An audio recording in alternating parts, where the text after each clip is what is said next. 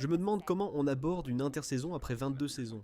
Surtout quand on avait probablement de grands espoirs pour les playoffs et que ça se termine brutalement comme ça. Je ne sais pas. Franchement, depuis ma première participation aux Finals NBA en 2007, à partir du moment où j'ai eu cette opportunité et goûté à ce sentiment, chaque saison où je n'ai pas atteint les finales ou gagné le titre a été une déception. Donc, c'est pareil pour moi. Ce sera la même intersaison, remplie de déceptions et de frustrations. J'ai toujours l'envie de jouer plus longtemps pour me donner une nouvelle chance de me battre pour le trophée Larry O'Brien. Donc, rien ne change pour moi. Le fait que tu entres en intersaison dans un effectif avec Luka Doncic qui a décroché la troisième place à l'Ouest, dans une conférence vraiment relevée cette année, ça te fait réfléchir à la suite. Combien d'années encore on va te voir jouer? Je ne sais pas. Je n'ai pas la réponse pour l'instant. C'est quelque chose dont je vais discuter avec ma famille, ma femme et mon entourage. On va en parler calmement et voir ce qui en ressort. Et je vais aussi avoir une conversation avec moi-même. Réfléchir à combien de temps j'ai encore envie de continuer. Honnêtement, je n'ai pas encore la réponse. LeBron dans le même esprit. On sentait vraiment que cette équipe croyait en elle, de façon authentique. Est-ce que ça t'a redonné une énergie particulière, mentalement et physiquement? Est-ce que ça t'a challengé au point de te donner envie d'en refaire encore? Non, tu sais, je viens toujours à l'entraînement et à l'aréna avec beaucoup d'énergie. J'essaye toujours de transmettre ça à mes coéquipiers.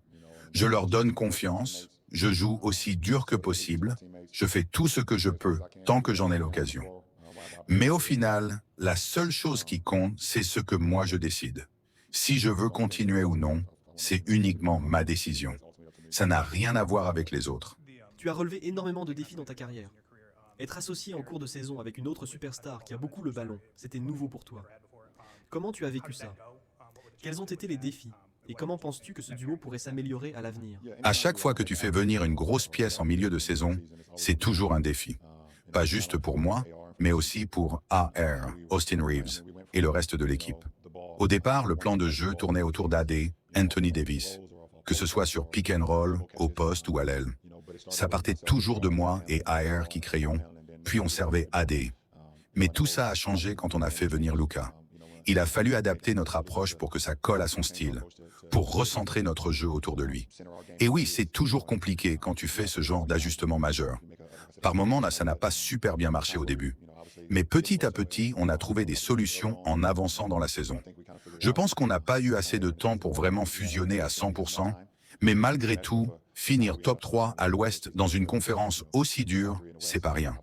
Ça n'a été un bon test, et je pense qu'au final, avoir un joueur aussi dynamique que Luka est bénéfique pour n'importe quelle franchise. LeBron, avec les 12 derniers matchs où vous aviez enfin votre effectif complet, comment ça t'a aidé à voir ce qu'il faudrait améliorer pour l'an prochain? Je ne sais pas. Franchement, c'est un business aussi.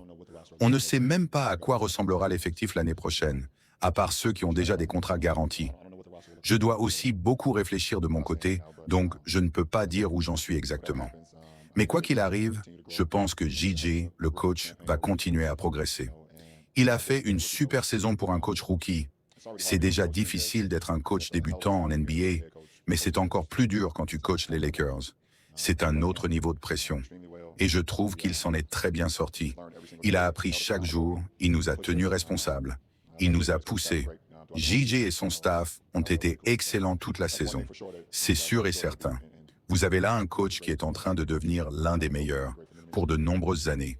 LeBron, à partir de mi-janvier, quand AD s'est blessé, vous avez joué sans pivot naturel. Ça a demandé beaucoup d'efforts physiques de ta part, de Doe, Rui et Vando. Physiquement, est-ce que ça a été dur sur la fin? Est-ce que tu penses que ça vous a rattrapé pendant cette série? Pas de commentaire. Je dis jamais ça parce que mon gars AD a dit ce qu'il avait à dire et la semaine d'après, il était absent. Donc moi, j'ai rien à dire là-dessus.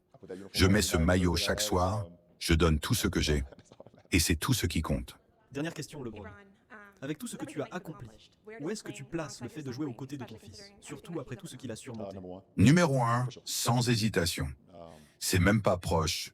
Pouvoir jouer au basket, le sport que j'aime, tout en étant avec mon fils cette année, ça a été l'une des aventures les plus gratifiantes et satisfaisantes de ma carrière. Voir sa progression depuis le moment où il a été drafté On était tous à New York pour la draft, jusqu'à ses débuts en Summer League, où il a galéré au début avant de mieux finir. Le voir monter en puissance, partager le terrain avec lui pour la première fois en pré-saison à Palm Springs, puis le voir jouer contre Minnesota lors du premier match. C'était incroyable de le voir grandir chaque jour, juste en bossant dur et en se concentrant. Je suis super fier de comment il a surmonté les difficultés. Comme lors de notre match à Philadelphie, où ça a été dur pour lui, mais ça l'a beaucoup fait mûrir. Et on l'a vu quand il a eu une chance contre Milwaukee, pendant qu'on reposait plusieurs joueurs. Je pense qu'il a un bel avenir, pas seulement parce qu'il sait jouer au basket, mais surtout parce que c'est un super gamin. Vous pouvez demander à ses coéquipiers ou au coach, il est juste génial à côtoyer. Et je dois dire aussi que j'ai un peu contribué à ça. Merci.